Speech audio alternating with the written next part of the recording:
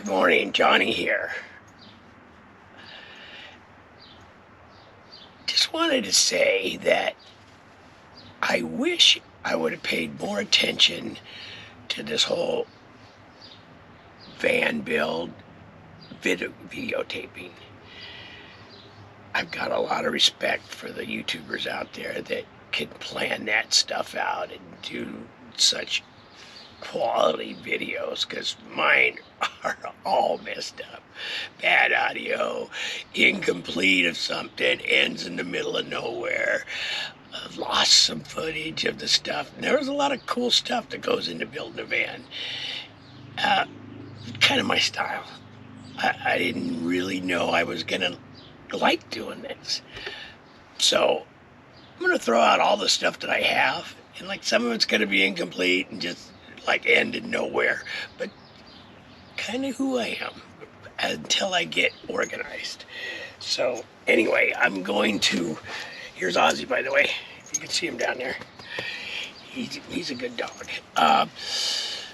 Just have a little bit of fun getting all this done, and then as I get better with planning out recordings and learning what is relevant to this, I mostly think, travel and seeing when I get out there will be good.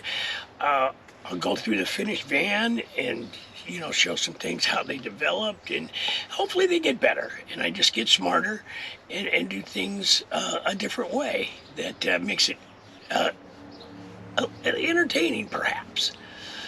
But anyway, that's just how it is with when you got so many things going on in your life at once. Work, building a van, trying to retire.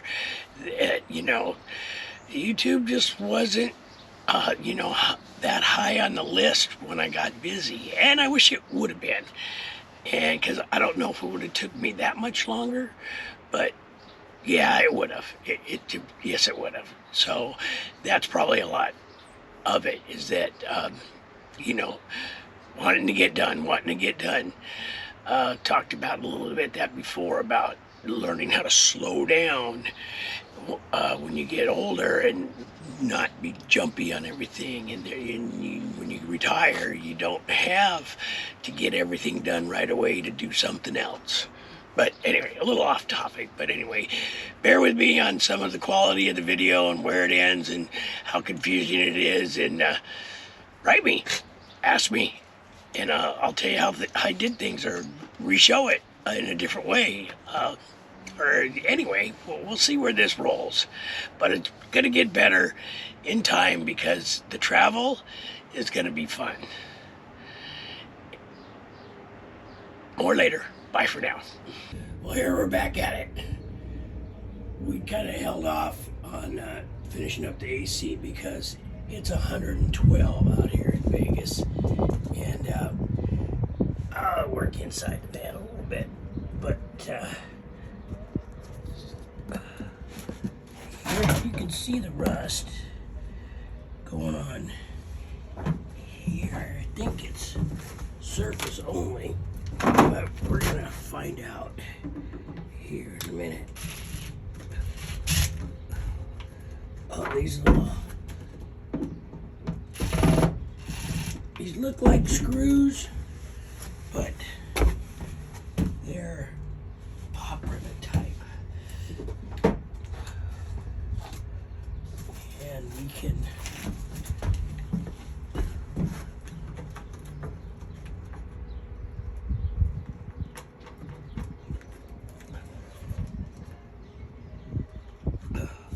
hopefully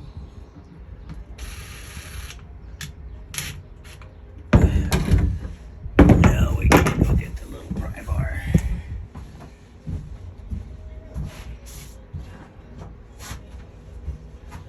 Which will end up being the big pry bar.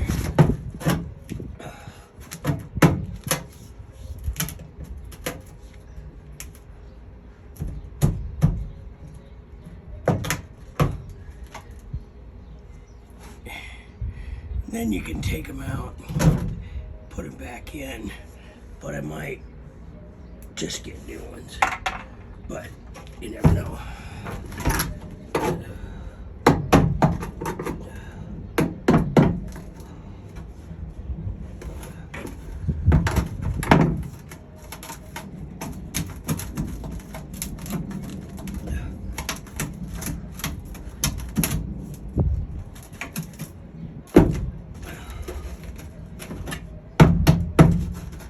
Woo.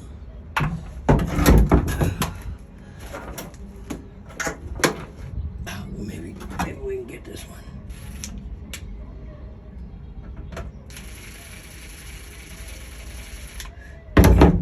Yeah, that one came out.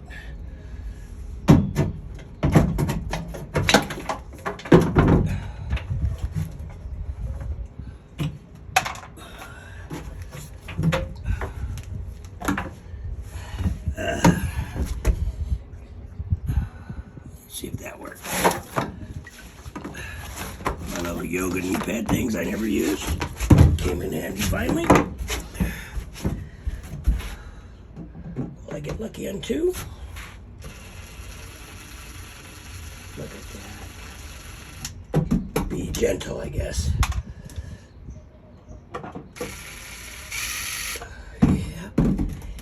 Yep.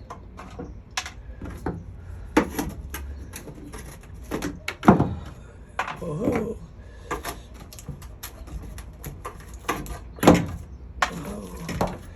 Should be another one over here. Yeah, I'll get used to this recording thing here pretty soon.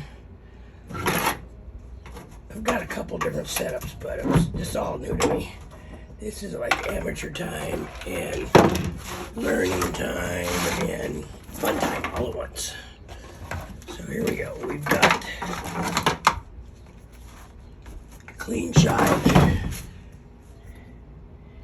at the rust. I'll figure out how to probably use a front-facing camera.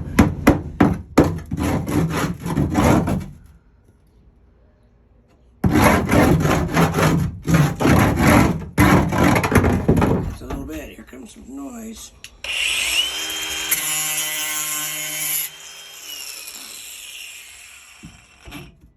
So bad. Let me grab the other tool.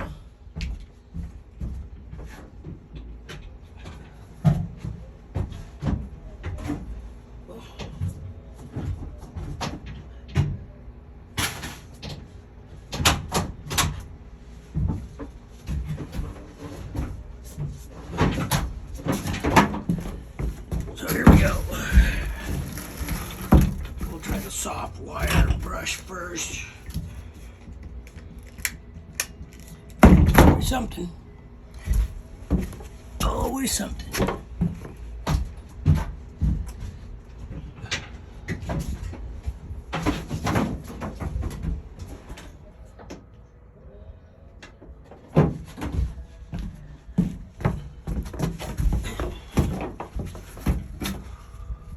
Here we go, some noise.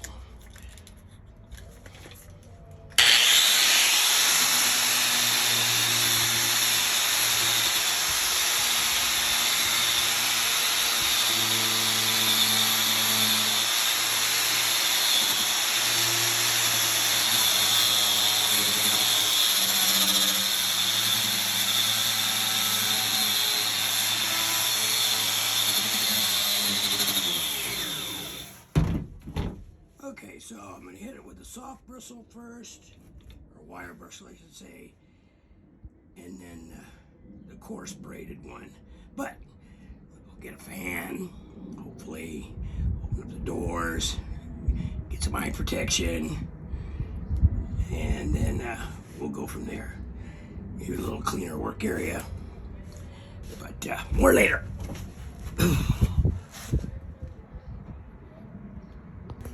Okay, so here we are. Oops.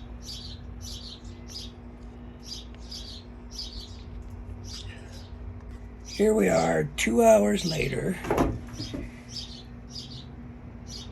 And compared to the other rust, I say this is halfway. Well, maybe not quite. But it's 80% gone. I'm going to prime it with some Rustoleum, and we'll see how it goes. More later. So here we go. High performance rusty metal primer. Rustoleum.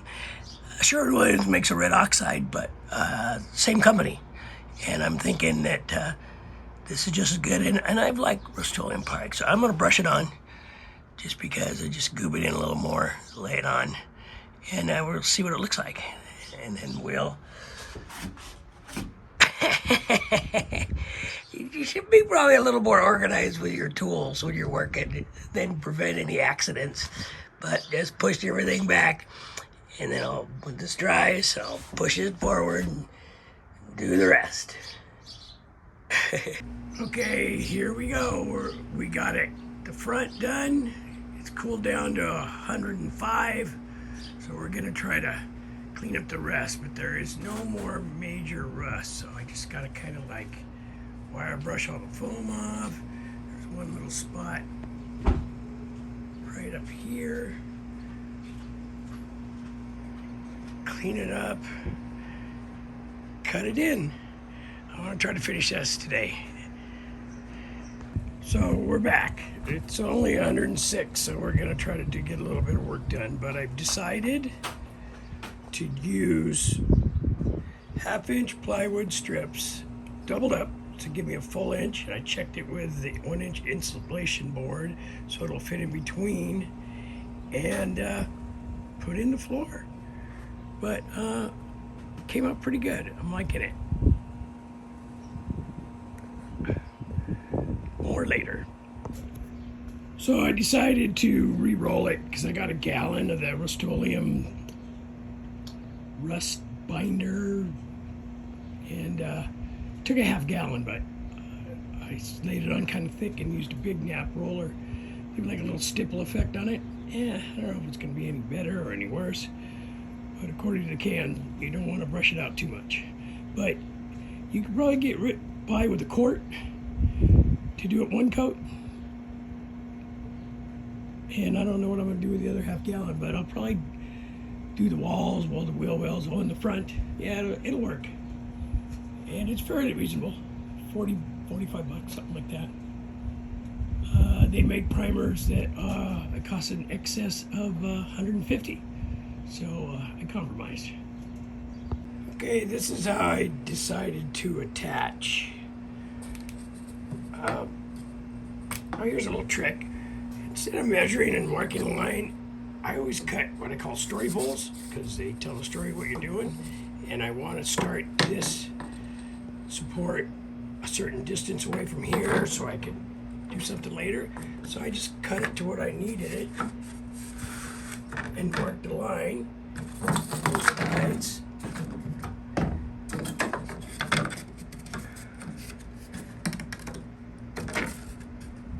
And line it up, and then you're not looking for pencil marks. I mean, you can make a pencil mark too and get around there, and you know, just a lot easier to do. But anyway, decided to use self-attaching screws instead of the wood to metal screws. The sizes that they have, they kind of stick down a 1/2 inch or more below the bed, and just I don't know, I just didn't like it. So I'm going to go ahead and just support the bottom, really a sleeper or a joist actually, because it's supporting a subfloor, so it'd be called a joist. I'm going to attach those directly, and then I'm going to laminate with glue on the other one on top, and probably staple it or nail it with 7/8 brads or 3/16 staples. But even though those are self-drilling, I always like to put a pilot hole.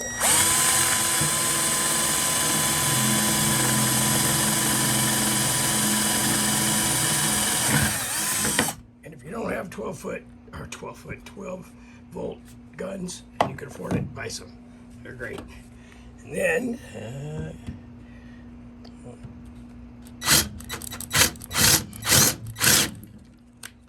gonna countersink it a little bit. That one might have been too much.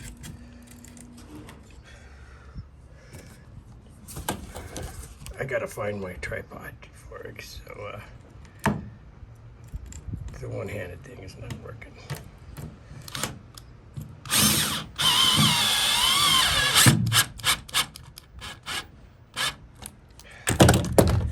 Nice and sunk.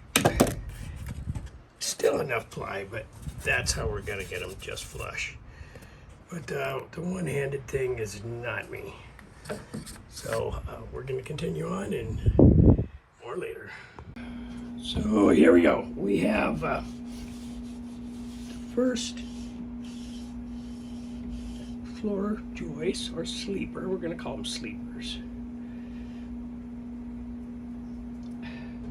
Are down, and I was able to add a little bit longer 1.25 inches that'll go through both of my layers if need to be to put it down, just to do it in the middle a little bit. So that's why I like these self-tappers better than the wood to metal ones. I don't know.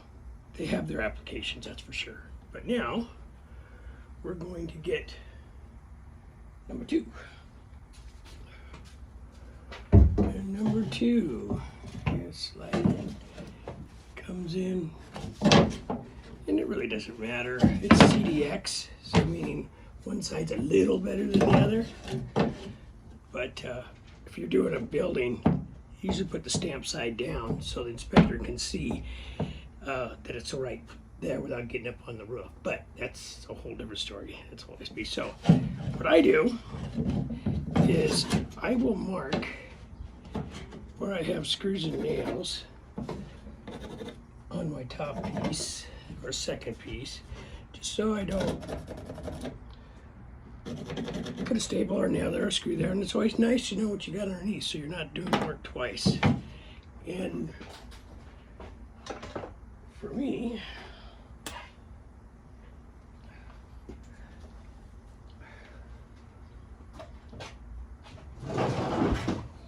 I'm going to use some of this leftover liquid nails I have. You could use white glue. This gun is hot. It's 106. I can't leave your tools in the sun. Or you gotta have calloused hands. I'll put a bead on there. Always unclip your gun. It's gonna ooze out anyway, especially in the heat. So set it in a trash can or something. All right. Give yourself a little set. Give yourself a little smoochie. I mean, if you had a little tiny plastic notch trowel, you could notch it. You can get as crazy as you want. What I like to do, I'm a clamp master. Just line them up with some clamps so you don't have to worry about it moving around on you when you're nailing it.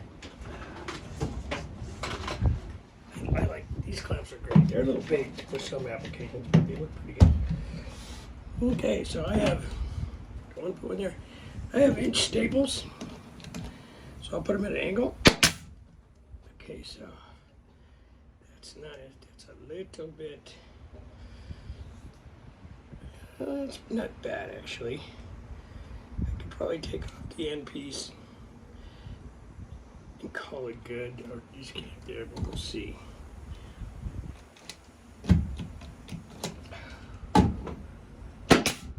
Oh, that worked perfect.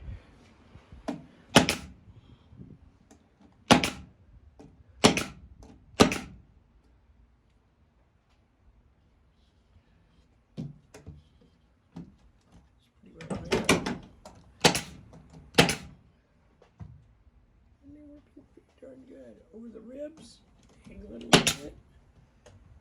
But when there's no ribs, you don't have to worry about it. I'm not going to worry too much about these staples getting in the way, because the screw will go right, blowing out the bottom a little bit.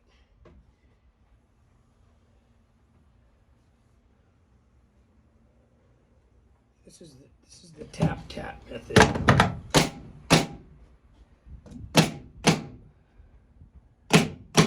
It's a little adjustment that you have for singles or rapid fire. Just tap and go, tap and go.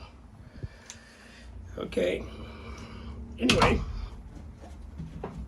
the glue and the staples, I think I purposely left this end floating. It's a little bit different. I'll put my level on it. And I'm not reading it for level. I'm reading saving it for fall. So if I have to shim that up a little bit, or I'm not going to worry about it with the carrying of the plywood. 1/2 inch would probably carry that. I'm not going to get too particular on that one, but if there was a big hump or rise over there, or if they're small, maybe put a little shim in there and then screw it, but I think that's going to be good. All right, I'm going to make another story pole for my distance between, and I'll be back more later.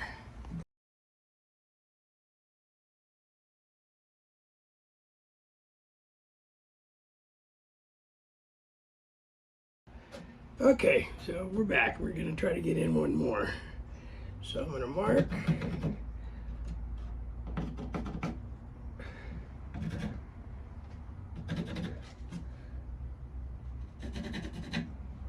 Where they are at. My favorite, sparkling water. I'm going to miss this out in the wilderness or off-roading with this thing or van life because it won't have much, but the Soda Stream is probably going to be put in for, it's got to have sparkling water, but this is my favorite.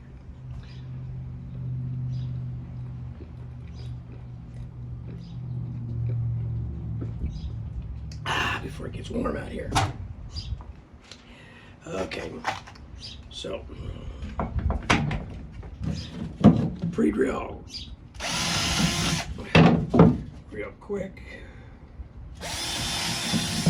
so I know where to put my countersink.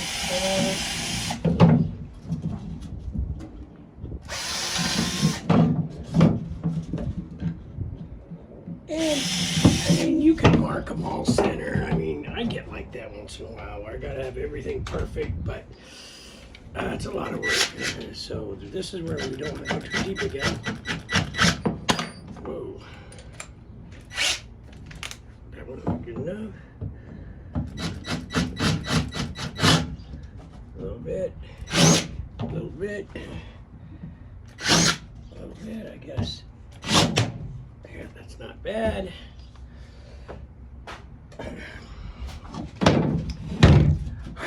Set this out here. Here's my little jig so I know where it's centered at.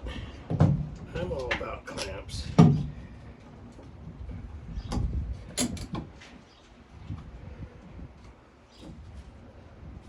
Cut it up.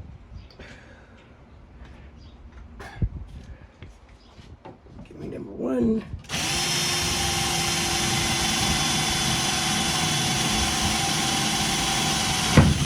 Oh, there's something underneath there. What do we got going on?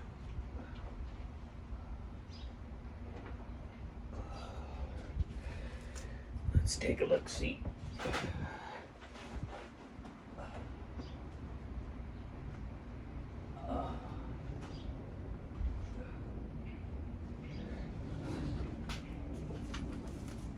It's a cross member down there, nothing that can get hurt. So we're gonna go ahead and continue on.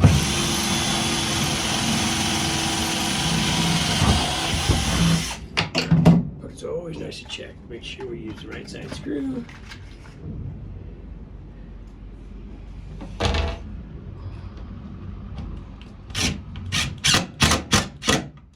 Perfect. Okay.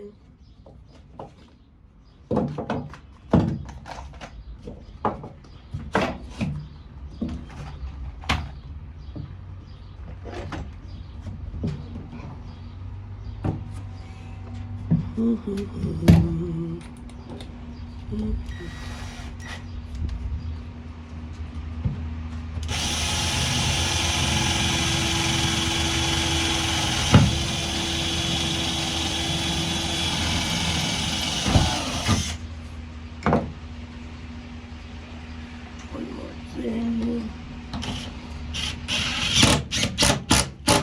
Kind of perfect. All right, I'm gonna finish this up and then get on with the stapling on the next one.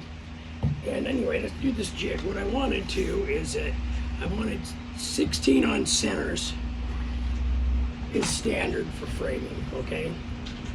And You might want to do more, but I'm using 1/2-inch plywood, and I want a sturdy floor.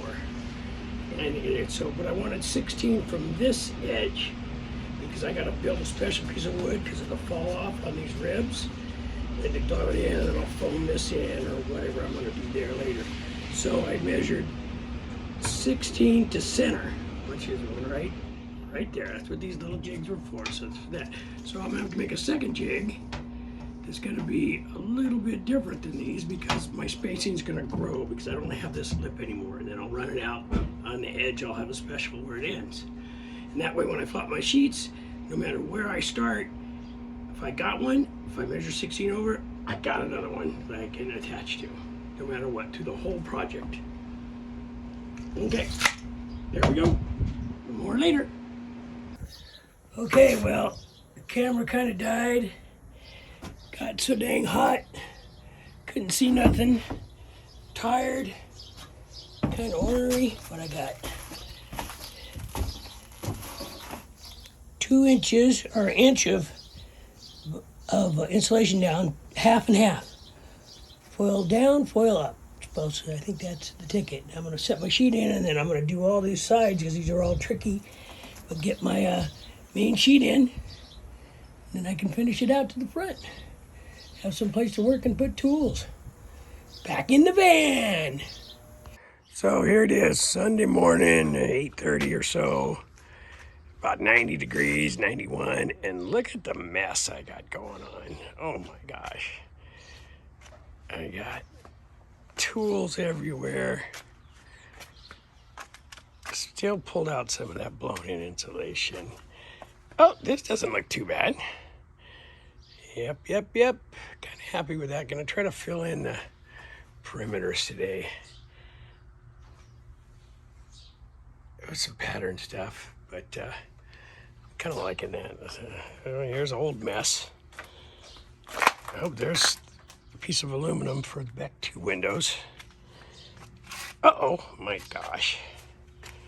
Yeah, this is too many projects going on. Still working on that AC connectors. That's gonna be something. Got to get that going though. Oh, and then I had to fix the gate and had to replace the toilet this morning. And oh, I got the new windshield in though. I think I already said that. That was only 160 bucks. I was surprised.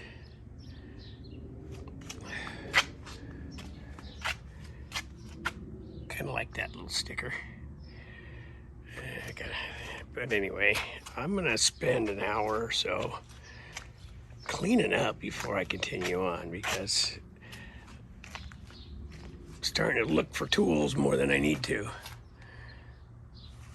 Lost my 2 7/16 wrenches, so that one is gonna be the cleanup time. That's when I can't find something that tells me time to clean up, sort a little bit, refocus. More later.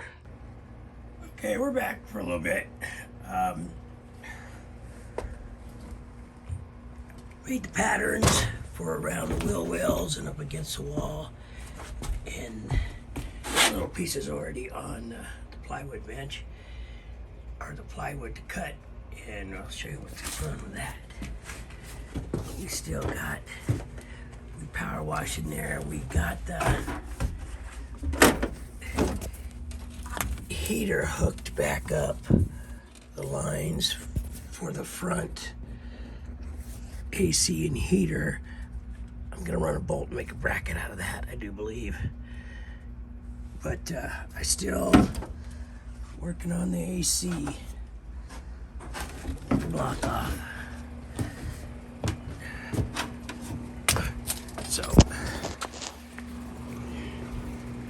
here's the pattern for around half the wheel well and the gas fill bubble.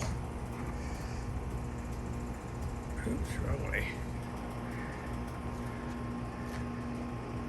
But yeah, I think this is gonna come out good. I'll trace it and cut it with the jigsaw. So You know I'm a clamp happy guy, and maybe I won't trace it. Maybe I'll just clamp it.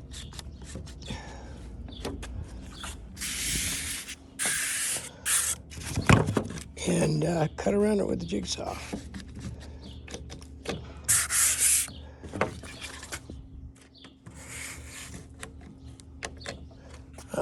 Don't know.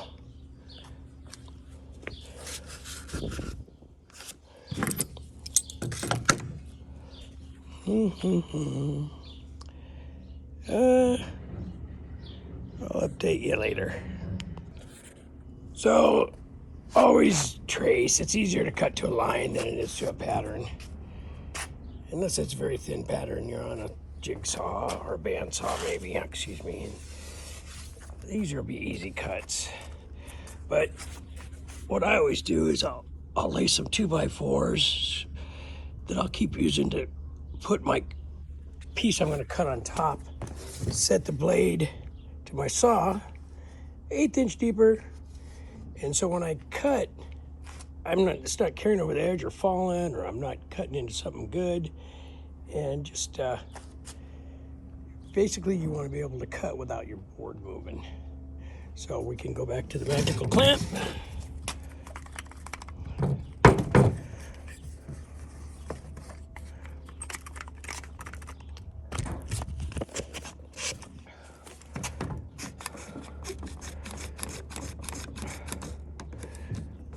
Just give it a little tight and break out the saw. Everyone knows how to saw, don't they? Pretty straightforward. This little saw is great. It cuts straighter, stays on course better. You see the line. The gauge is good. I mean, you could use a 7 1/4 or even a 6 1/2, but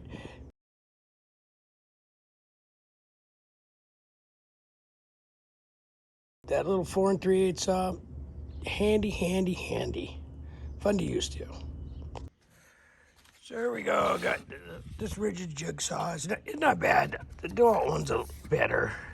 DeWalt just makes a little bit better tool. The rigids are pretty good. Their batteries, though, are weak. They don't last as long and take a long time to charge.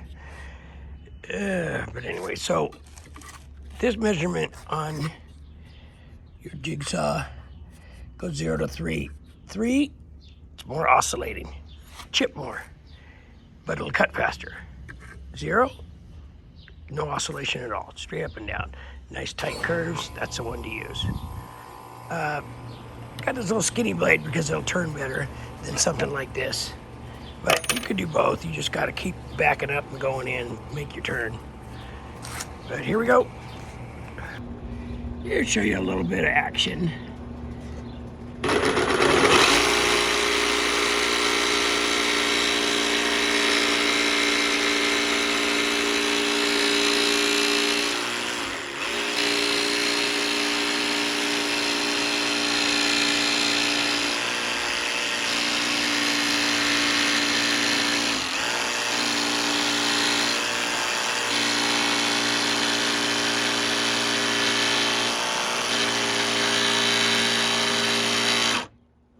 Let your blade do the work.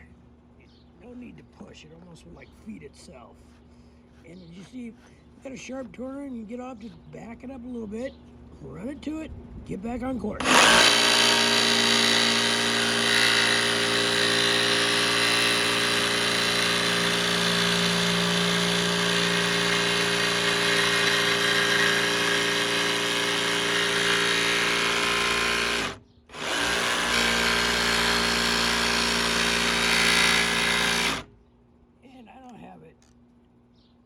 Full bore, but let's see what it does.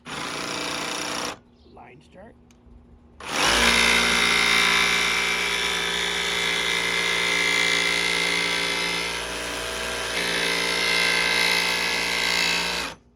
Nice sharp angle there. Sometimes you gotta go and come back around it the other way.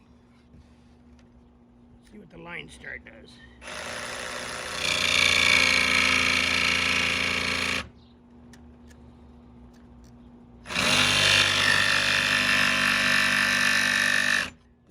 Piece when you got it, put it over one of your sawbucks or put a clamp on it so it doesn't fall down or cut.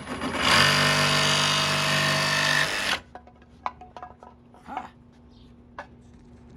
Just a couple more over here. These little notches. This one out. We're gonna go see how it fits.